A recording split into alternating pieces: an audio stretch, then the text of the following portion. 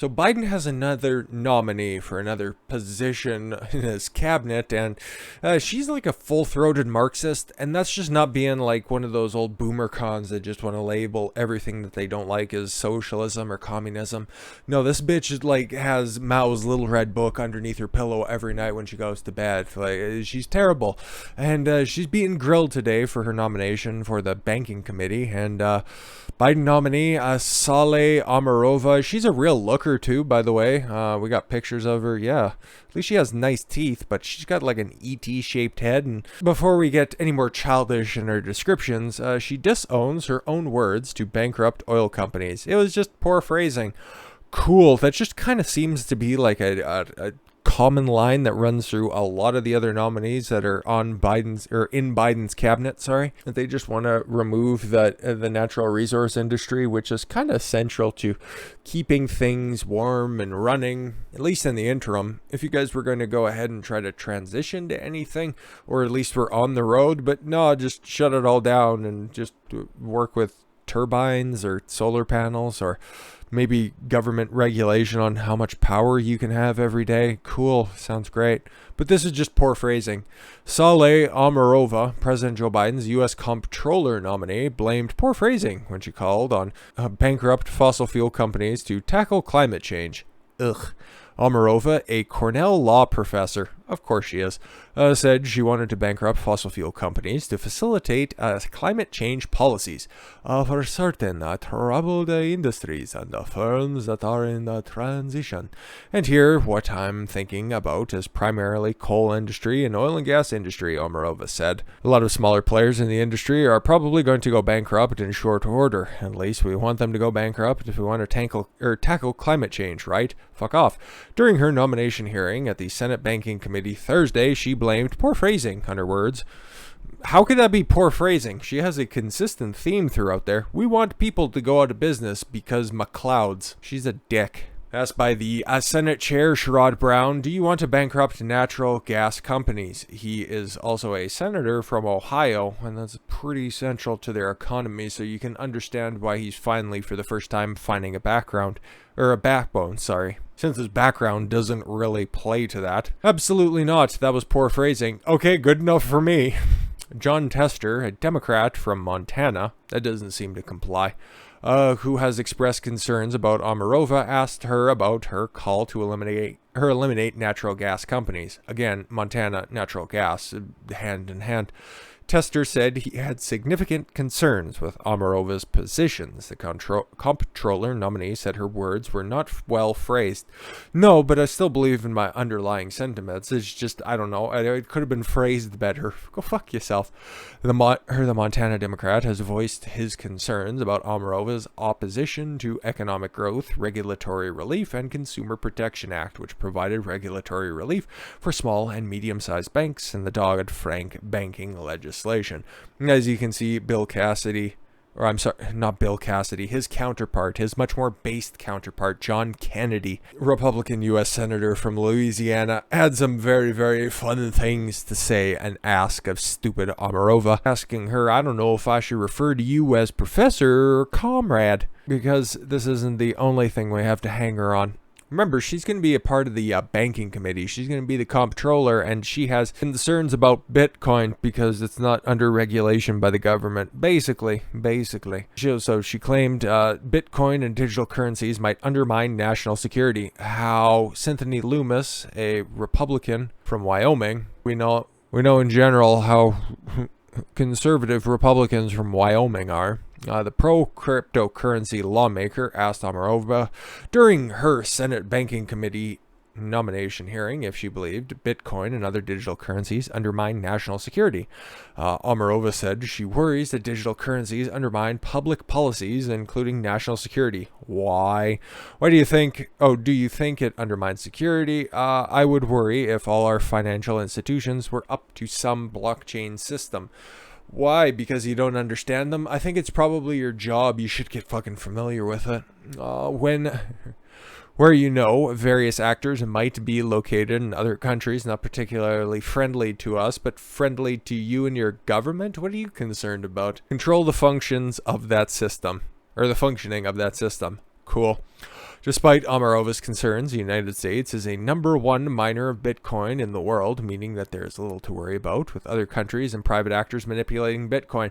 No, she just wants to control all of the levers of power. That's all you need to know on that one. There is more things to find out, and you guys got a brief glimpse at that after we got a really wonderful picture of her. Omarova refuses to rule out repeat of Operation Choke Point. What is that exactly? Well, Omarova refused on Thursday to pledge that she would not politicize lending to the repeat of the Obama administration's notorious Operation Choke Point. This is interesting. A law professor who served in Bush's Treasury, in the Bush Treasury Department, it's a big club and you ain't in it, was nominated by Joe Biden, the Comptroller of the Currency, a position that would put her at the head of the agency tasked with chartering and supervising national banks and would make her one of the country's most powerful financial regulators. The Senate Banking Committee met Thursday to consider their nomination.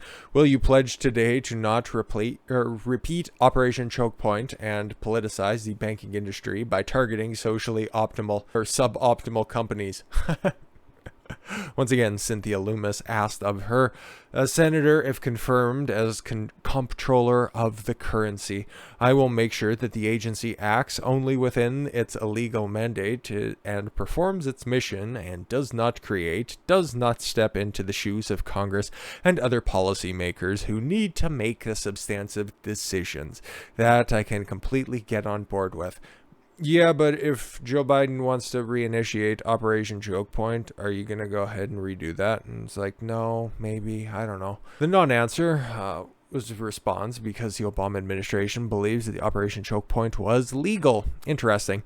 Indeed, it was led by the Justice Department. Oh my God, a politicized DOJ? Who would have thought that would have ever happened again and again and again? Operation Choke Point was an Obama administration program targeting banks that provided services to companies that provided payday loans and other financial services officials regarded as questionable. The tactic was legally dubious because it was it allowed regulators to pressure banks to shut down businesses that had not charged with fraudulent or other illegal activities. The FDIC was accused of using these tactics to target ammunition sellers, pharmaceutical companies, and other legal businesses disliked by the Obama administration officials. As long as it's legal, we'll go ahead and implement it, but I won't do anything outside the bounds of that. Of course not, but we've got one other thing that she was testifying to as well. Republicans to reveal Biden banking nominees' radical vision to close Americans' bank accounts.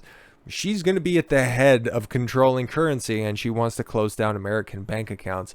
You will own nothing, and you will be happy. Senate Banking Committee Republicans plan to highlight how Saule Omarova, yes, the nominee for Comptroller, has written academic papers calling for the government to abolish private sector banking and put all bank accounts into Federal Reserve. Cool. We have never in my lifetime, and I think the lifetime of many members of this committee, which runs up to 35 years, seen a nominee just for a regulatory spot who was so openly hostile to the industry that he or she would be responsible for regulating, a senior Senate GOP aide said on Tuesday.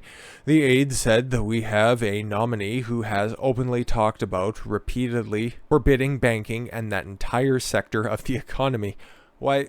Okay, it's very obvious why she's been nominated, because the Biden administration is just evil and wants everything under government purview. Enough with just ignorance as some sort of an explanation. It's clearly malice at this point. The aide said, we have a nominee who has openly talked about forbidding banking in that entire sector of the economy. During the March conference, Omarova discussed one of her papers, The People's Ledger, of course it's in the People's Ledger, more commie shit, how to democratize money and finance the economy, in which he calls for the destruction of all private sector banks by mandating the transfer of all bank deposits to Fed accounts at the Federal Reserve. Cool.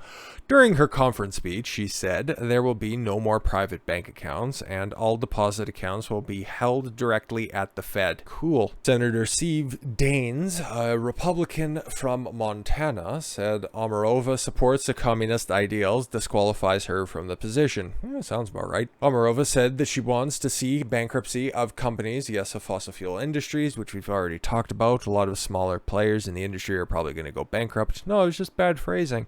OCC, the firm in which she would potentially be working for, is one of the most powerful financial regulators in the United States. The primary responsibility over national bank charters. It is part of the Treasury Department that can operate with wide autonomy. Since the position operates for 5 years, Omarova, if confirmed, could serve in the position beyond a one-term Biden presidency, which we all hope and pray for. The former senior government official told Breitbart News that the Senate were to confirm Omarova. That would give the most powerful, least accountable position over America's banking system.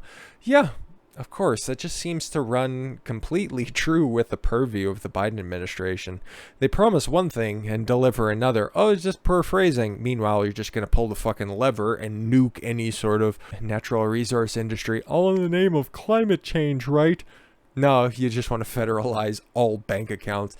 That's why you also tried to sneak in that little provision of the IRS to monitor any bank accounts that would traffic in more than $600 per year. They just keep trying to just grab at power from different areas at all times. And this is how we're going to end this story here. So Pat Toomey, who is a rhino and a bag of shit, but at least he has a point on this one, the ranking member of the Senate Banking Committee, has asked Omarova to provide the committee a copy of her thesis, Karl Marx Economic Analysis and the Theory of Revolution in the Capital.